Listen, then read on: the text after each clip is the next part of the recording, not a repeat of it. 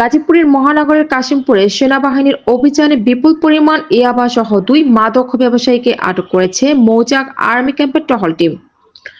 Video তথ্যচিত্রে SK শুভ গাজীপুর থেকে। রবিবার 23 November 2025 রাত আনুমানিক 11টা 45 মিনিটে কাশিমপুর থানার এনায়েতপুর এলাকায় এই অভিযান পরিচালনা করা হয়।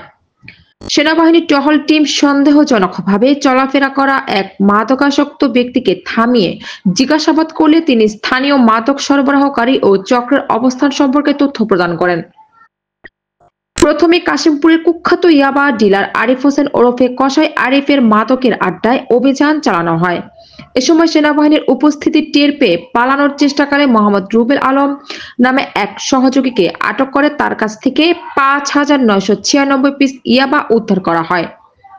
পরবর্তীতে রুবেলের দেওয়া তথ্য অনুযায়ী একই এলাকার আরেক মাদক ব্যবসায়ী মোহাম্মদ রাজু আহমেদ কে আটক করে টহল টিম। তার কাছ থেকে 2,304 পিস ইয়াবা উদ্ধার করা হয়। মোট 8,300 পিস ইয়াবা উদ্ধার সহ 2 জনকে আটক করা হয়। অভিযানে নেতৃত্ব দেন মৌচাক আর্মি ক্যাম্পের কর্মকর্তা মেজর ইব্রাহিম আব্দুল্লাহ আসাদ। আটককৃতদেরকে কাশিমপুর থানা পুলিশের কাছে হস্তান্তর করা হয়েছে। এ বিষয়ে কাশিমপুর থানার অফিসার ইনচার্জ মোহাম্মদ মনিরুজ্জামান বলেন, আসামিদেরকে বিজ্ঞ আদালতের মাধ্যমে জেল হাজতে পাঠানো হয়েছে।